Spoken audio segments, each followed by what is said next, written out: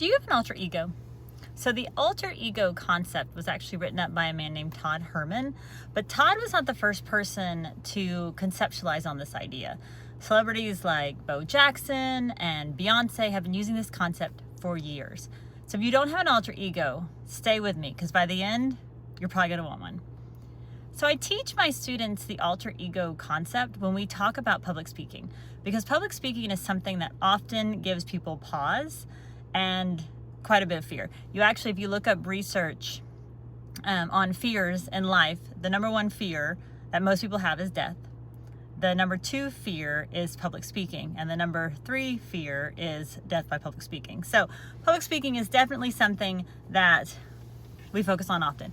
But regardless, the idea of an alter ego is almost like putting on a Halloween costume.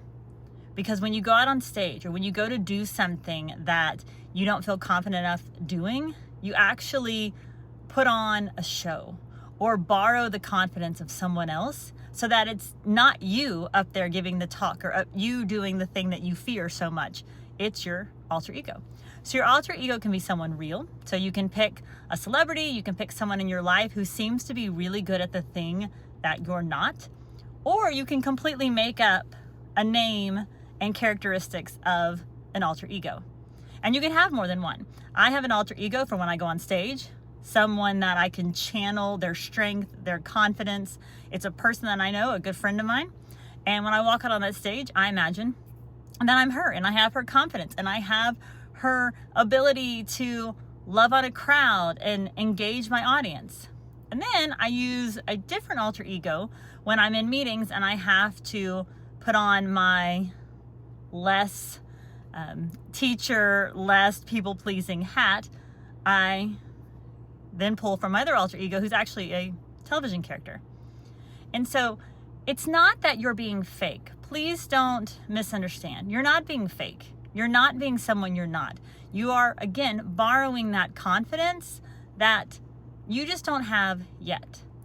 And the longer you borrow the confidence of either a celebrity, a television character, or someone that you created in your head, the longer you borrow that confidence, then you start to have the confidence yourself. Because remember, we've talked about your brain believes what you tell it to believe. So when you start acting the way you want to show up, then your brain starts telling you that that's actually who you are. You are that person, and you practice being that person.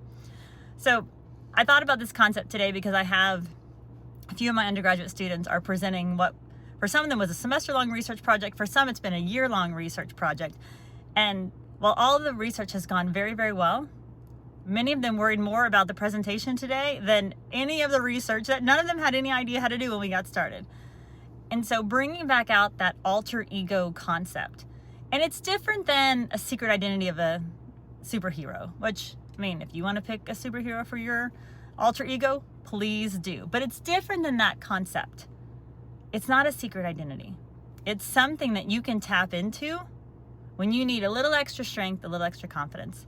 So set out today, think about what's something that worries you, something that gives you fear, something that holds you back, and who could be your alter ego? Who's someone that does that thing well, that you can channel their strength, channel their confidence, channel all of the amazing things that they do when they're in that situation, and next time you find yourself in that situation, you can be that person. They become your alter ego.